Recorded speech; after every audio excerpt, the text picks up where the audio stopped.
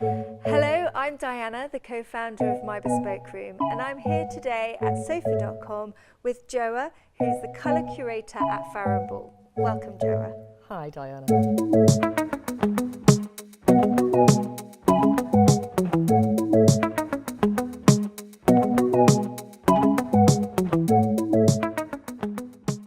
You even have a paint named after you, is that correct? That is correct, yes, Joa's white. And what we all really want to know is, how do you even go about naming your paints? Well, I mean, lots of different ways of naming paints, really. Sometimes it's to kind of group paints together. Also, sometimes we just do it for fun. You know, things like, there was a colour called Nancy's Blushes, named after my daughter's little pink cheeks when she was a baby.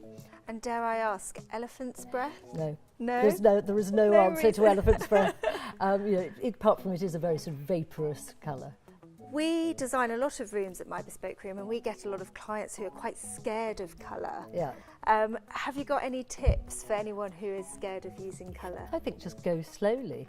So start small, start in hidden places, inside cupboards. Nothing I like more than putting colour inside a cupboard, especially for children, because you know, so often I've got clients who just want their houses to be very neutral and grey, and then you know, feel so sorry for the children, and then so I can persuade the mother perhaps to let the child choose a colour to put inside their cupboard, so then when they wake up in the morning they open the cupboard and it's like, wow, you know, so it makes them smile, and the mother can shut it very firmly, pretend it's not there. You know, there's something really nice about it. And wallpaper in cupboards too, it's lovely.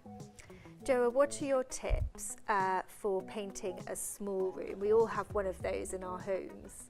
Yeah, we certainly do.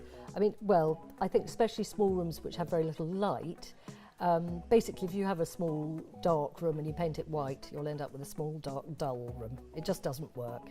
So you're much better off to embrace smaller, darker rooms and use a lovely strong colour, and you'll get this sort of lovely jewel-like atmosphere. And similarly, if you have a big light room, I tend to keep them big and light. What are the big trends you're seeing at the moment?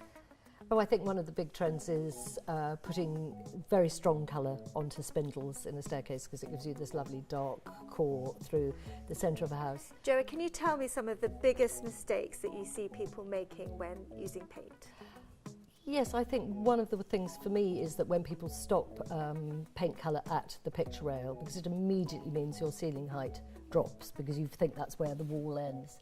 So, you know, if you want a room to look taller, always paint as much of the wall as possible. It could be right from the bottom of the skirting to the top of the cornicing, and that's going to make a room look much taller. How often do you repaint your walls at home? That's a ludicrous question. I mean, once every 3 weeks. But really, that often? No, I mean, well, certainly every room is probably painted twice, 2 or 3 times a year. But the majority of the population... Most people, I think, are on around about a 5 to 7 year cycle. And Joa, people ask us all the time, is it worth paying more for this premium paint? At Farrow Ball, we've been making paint for over 70 years, so we've got a hell of a lot of experience for a start. You know, the paint has a look completely different to any other commercial brand. I mean, you've probably seen it copied, and you know it just certainly just doesn't work. And so it's got this incredible depth of colour. And that's because it's just packed with pigment. So the walls will feel almost velvety, almost like you can dive into them. Can you tell us your top tips on choosing the right white?